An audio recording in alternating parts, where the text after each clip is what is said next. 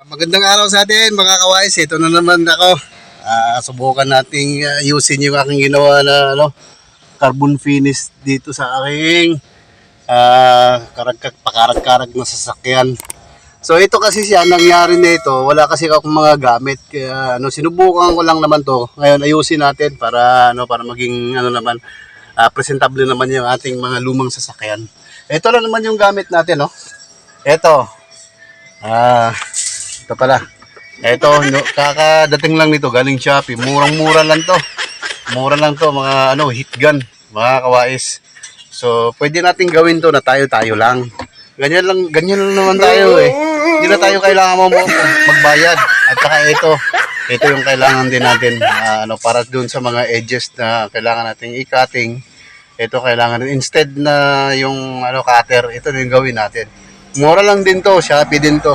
At saka ito, basahan. Ito yung natin pang finishing touch para mawala-wala yung para matanggal man kung meron magkaroon man siya ng bula, ng bubble. So agad-agad pwede nating sa pamamagitan nito. So ito, titirahin ko rin ito mamaya para gumanda rin. Ito. Lagyan ko rin to ng carbon finish. Nandito yung ating carbon finish ginawa. In-order ko rin to, galing sa Shopee din to, maganda, makintab. Murang-mura lang to.